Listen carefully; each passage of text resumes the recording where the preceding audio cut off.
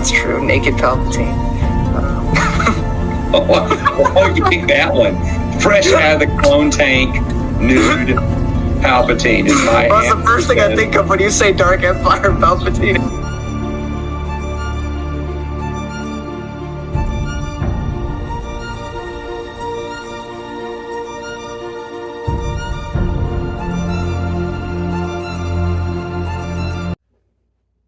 Hello everybody, welcome back to the not expanding universe, this third timeline, this possible reality, this fan fiction. That sounded really negative to me, like that.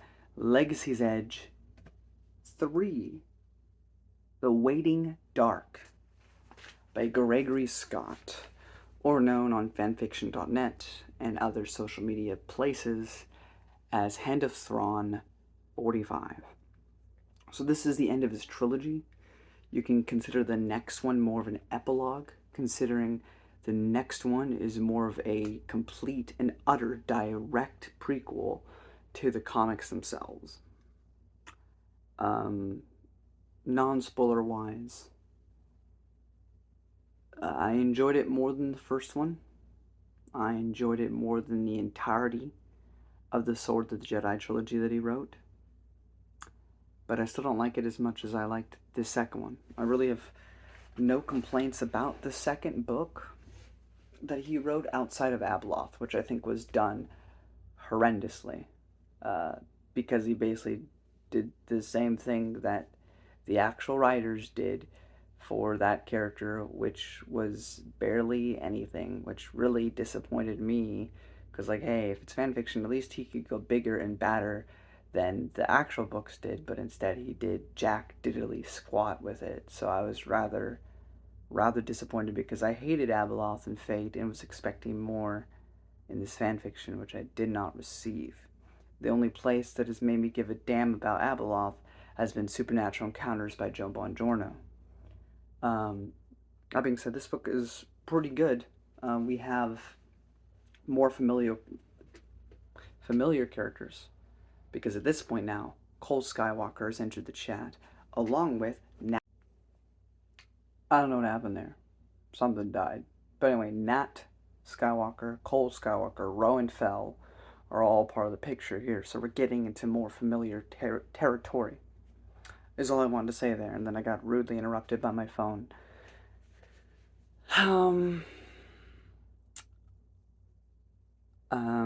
The One Sith are back again. They're doing stuff. We still have the rogue faction of what's left of Veer's Empire, which are basically the rebels now, while Davik Fell, our great boy, has continued to grow the Empire into this new structure that we'll see moving forward. We also have Vitor Fell, who is Rowan Fell's brother, older brother, and we have Jade back, and Arlen. Jaina's very old in this. She's a very old lady. We still have Tahiri. Tahiri's still alive. And then Alana. And I don't want to talk too much about it, but they basically finish off the Sith plot, so that way they could all be surprised when they resurge in this next story, because it takes place right before the comics. So overall, it's okay. I'm just so annoyed at the fact that the Sith have shown up in every single story. Because it's not a contradiction. He fixed it by saying, well, we're going to stay hidden till the time is right. Crate himself for like the next 30 years. So it just felt very fanfiction-y to give like a specific number, to give an exact time frame. Just be like, or, whatever, just be like, I don't know, just don't say that. But had the Sith not been a factor in this story, had they had that resolved in the last story, and it was other factors that killed off characters in this story, I felt like it would have worked better. Like, have them be gone for a significant amount of time. Because it feels like the Sith have been a consistent part of these guys' lives. So why would they ever believe that they're actually gone? So, even Rowan says this. Like, they come back like rats or whatever, but overall it's okay. I enjoyed them.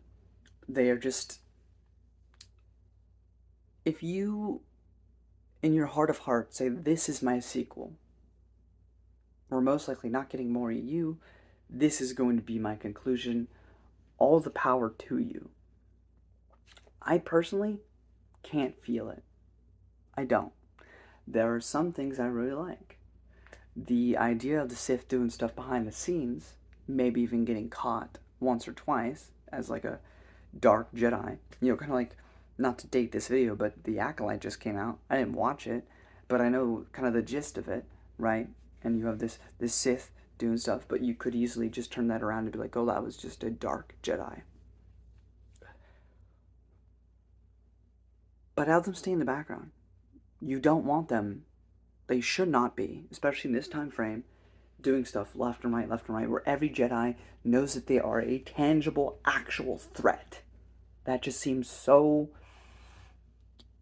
counterproductive to what Legacy set up. But it is what it is. I also just feel like Jaina was shafted in the Sword of the Jedi trilogy and this.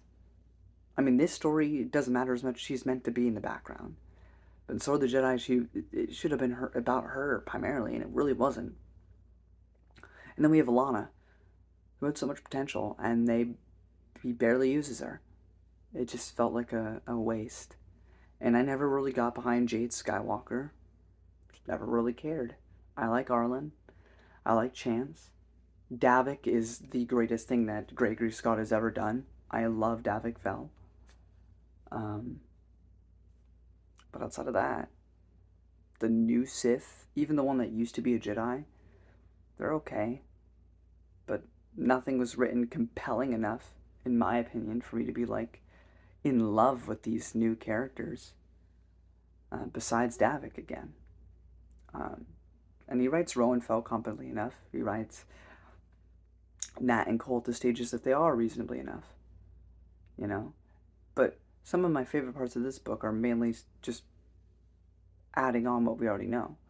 Like the stuff with the Vong and Cole having a good relationship with them, trying to heal the wounds from, and of course my dog's going now, heal the wounds from, the Vong War. I like that. But again, that isn't a Gregory thing, that's a Jan Duursema thing and John Ostrander thing. So it is what it is. Overall, it's an okay story, but it is by no means my favorite thing. I think it peaked with the second one, but I'm still excited to see how he does his prequel story to the Legacy comics, and then I look forward to rereading the Legacy comics before finally reading his end to the entire expanded universe. Will I like it? We'll see. We'll see. I haven't hated any of these stories thus far, but I haven't absolutely loved and adored them as other people seem to. And maybe that's just me. But I know people with wildly different opinions from me on the actual expanded universe that would also agree with me here that these aren't, the second coming of Christ or anything. But again, they're free, so you should definitely check them out and form your own opinion. If you can get a physical copy, do so, because doing what I've done, which is scrolling, hurts a lot to do. But you gotta do what you gotta do. So, sorry I'm being rather vague, because most of the stuff I want to talk about would be in spoilers. So, yeah. Oh, that was the Legacy's Edge trilogy. Overall, decent bit. I love the setup to the Fell Empire. I love the dynamics between Davik and Narlin. I love the dynamics between Davik and Jag. I love some of the One Sith stuff. I don't like how in the front they became, but the background maneuvering with other political things, whether that be the Empire itself, like with Veers, or the Hapes Consortium, I like that. I just don't like that there being a consistent physical, actual presence in this point in time in the story. You had Crate fight them in the Sword of the Jedi trilogy. Maybe having the Sith be like because he has followers for the first and second book, fine. But by the third book, they really should have become a non-factor, in my opinion. You know, you can't have them be so close to the time frame of the legacy comics and have them, oh, well, now they're defeated, don't worry about it. Because I feel like if they've returned in every single subsequent book, then the Jedi should always fear that they'll return. You know, they shouldn't feel this peace that they're finally gone. I don't feel like the series really earned that. But it is what it is. I'm going to give spoilers now. If you don't want that, time to bail. Rowan is a teenager, so we get to see a lot of darkness within this teenager. And of course, it makes logical sense that Davik's rule is not just easily accepted. So you have basically the rebel alliance of the Empire, where Veers and other people that don't agree with Davik's just sudden pronouncement of leadership are fighting against it, but they're losing. It rather disses Jade Skywalker in the story, considering, you know, this is like an original character, but it's like, yeah, you're kind of weak compared to your legacy, which is funny. Jaina's 91, by the way. Just thought I'd mention that. So there's been no major conflicts. Again, but they keep doing this in each story, so I end up not caring. But they're like, okay, first story, a bunch of stuff happens, and then there's periods of no conflict. Peaceful. And then here's another conflict. It's like so formulaic now, because he's done it twice now. But it's like, yeah, so period of peace. Enough time for characters to be born, enough personalities, another conflict. But, while there's been no major conflict, there's been much hurt and division. Like, the Jedi are fractured with Davik, because he has the Fel Empire, and he's creating the Imperial Knights, which is different. And that causes friction.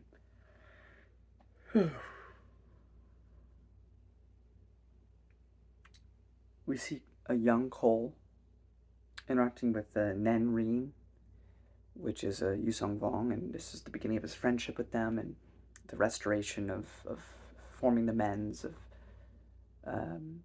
the Vong and the rest of the galaxy. There is a really good scene between Jaina and Cole and the lessons of the Force. And she's basically like, heals this plant.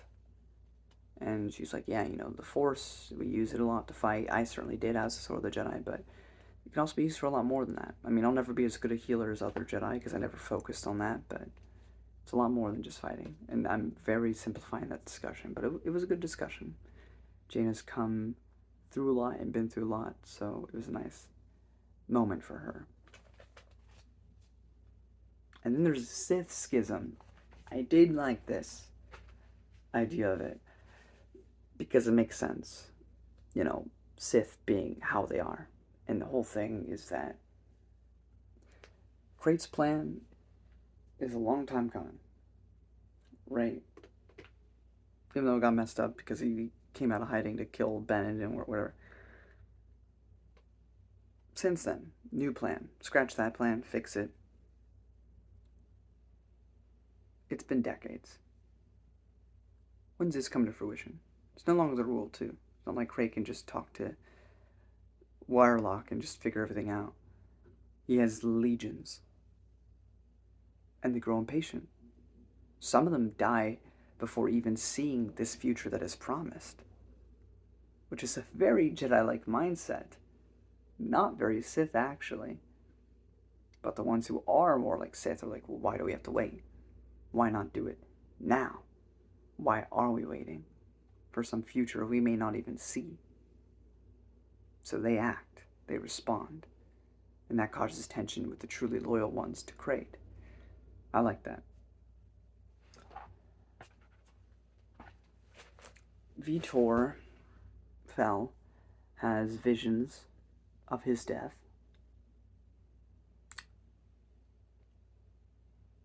And unlike Jason, which they again mention, you know, he just kind of accepts it. because they always come true, even though the future is always in motion. But before that, Cole gets attacked and is hurt, and Jaina heals him, but she's really old, and she used most of her energy and life force to do so. So Jaina passes away.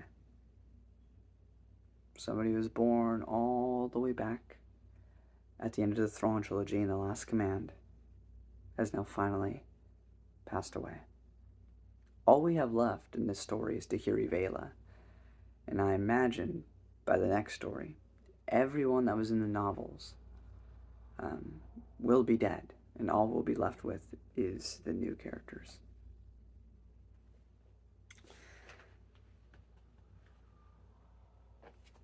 By the end of the story, we lose Vitor,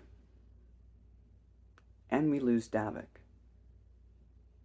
And Rowan Fell is thrust into emperorship years before he thought he'd ever have it. And he gets rather angry about that, so we have a little bit of an edge to Rowan. So he becomes emperor. And they defeat the Sith. They think the Sith are finally gone forever. Of course they're not. And they'll return in the next story. Cole is getting ready to take up the mantle of responsibility of Halo. No, just kidding. But he's gonna, really focus on his Jedi stuff. Because, of course, next time we see him, he will be Grand Master of the Jedi Order. Nat's also here. He has an okay personality. It's not as interesting as he will be, so. I also forgot to mention this entire subplot. I mean, it's important, but it's also, not at all. For someone who claims they hate Legacy of the Force and Fate of the Jedi, okay, I haven't actually heard him say this, I just know, but people tell me that he doesn't like post New Jedi Order. One thing he has consistently put in all these books has been the Scarata clan. They have even interbred with the Skywalker clan. That's how closely connected the Mandalorian shit is. And I'm sorry to cuss, but I love the Mandalorians as much as the next guy. Okay? I like the Republic Commando books. Unlike many, I like them. Don't love them, but I like them. I liked Karen Travis's Halo trilogy that I just read. I like her books the best in Legacy of the Force. But the Mandalorian shouldn't be in every single story. They just shouldn't.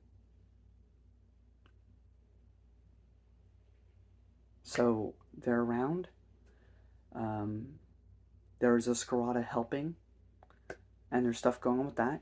But I genuinely did not give a single damn. So I'm going to be honest, I skimmed it. And I don't feel guilty for doing so. There's just too much Mandalorian stuff and too much stuff going on in these stories for me to pay attention to every single one of them, especially when it does not immediately hook my attention. And the Scarata stuff, since So Are the Jedi, has not been doing it. I have not been for it this entire time. Just haven't. I am sorry. I don't mean to be negative. I just don't care. Sorry. And with that, Rowan assumes his place. Cole gets ready. Scarata's do whatever they're doing. I don't care. And we all have a happily ever after. Right before the events Legacy Comics, which we'll get into in the next story by Gregory Scott.